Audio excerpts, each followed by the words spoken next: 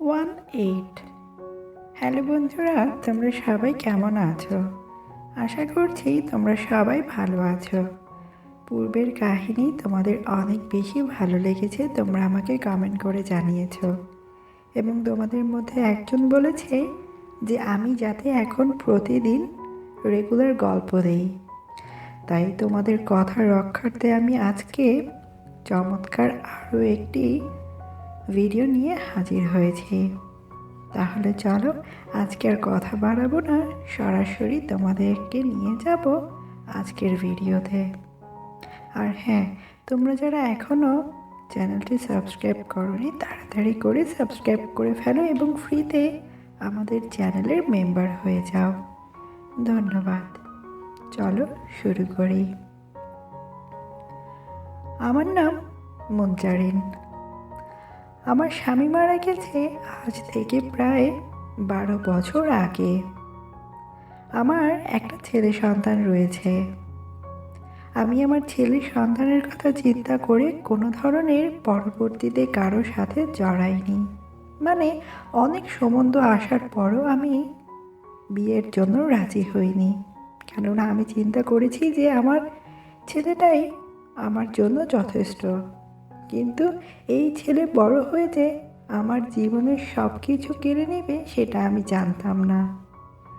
কি কেড়ে নিল সেটাই বলছি।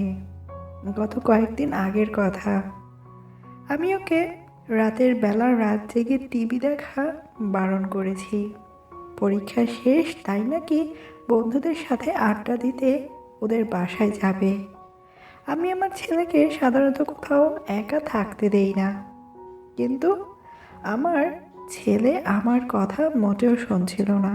বলছিল বন্ধুদের বাসায় গিয়ে ওরা নাকি পার্টি করবে। আমি এই পরিস্থিতিতে ওকে একদমই অনুমতি দেইনি। তারপরে আমার সাথে কথা কাটাকাটি এক কথায় দুই কথায় হয়ে গেল। আমি ওকে বললাম, তোর জন্য আমি সব কিছু বিসর্জন দিয়েছি, আর আজ তুই আমার কথাই শুনছিস না। এটা কেমন হলো বলতো? তখন বলল, কেন তুমি আমার জন্য সব কিছু বিসর্জন দিয়েছ? আমি তো তোমাকে বিসর্জন দিতে বলিনি। তাহলে কেন কেন বিসর্জন দিয়েছ? আমি বললাম, তোর ভবিষ্যতের কথা চিন্তা করেই আমি বিসর্জন দিয়েছি।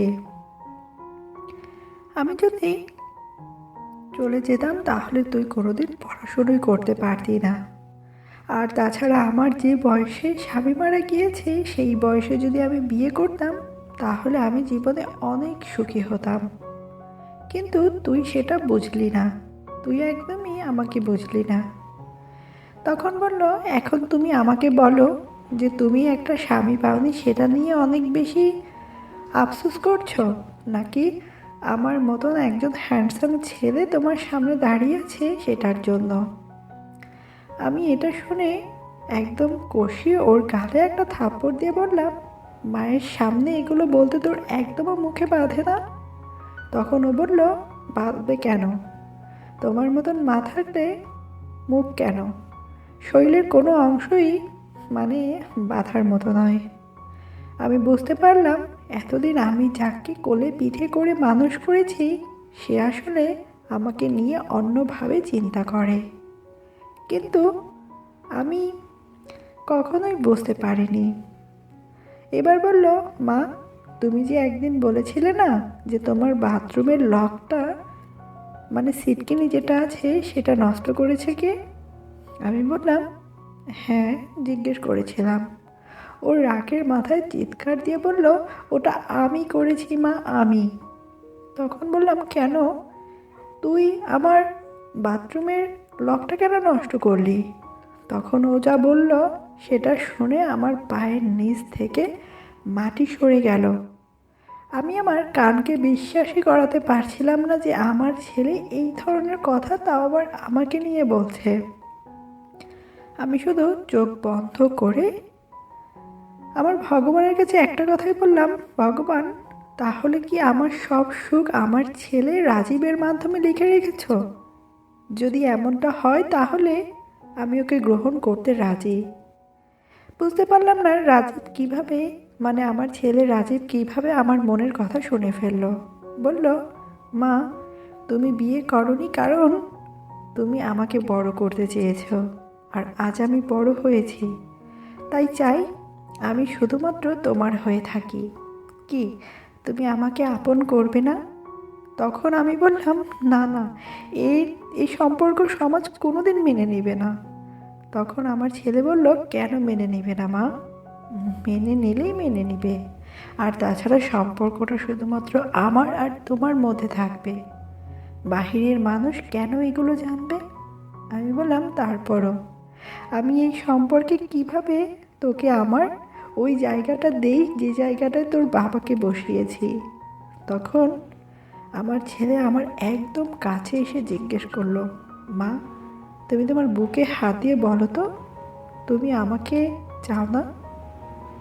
আমার মনে মনে আসলে এমন পুরুষ মানুষ যদি আমার জীবনে আসে, তাহলে আমার জীবন ভালোবাসা এবং কোনো কিছুর অভাবই রইবে না।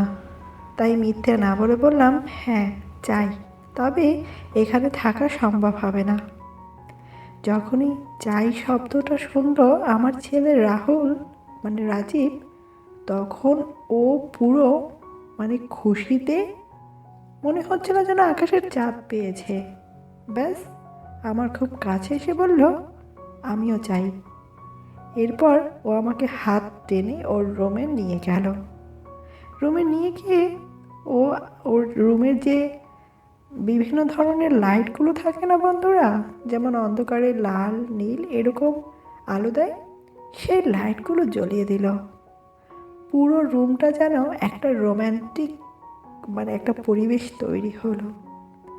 এটা দেখে আমিও নিজের ভিতর কিছু একটা অনুভব করছিলাম।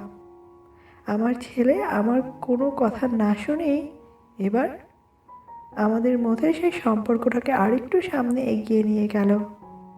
এরপর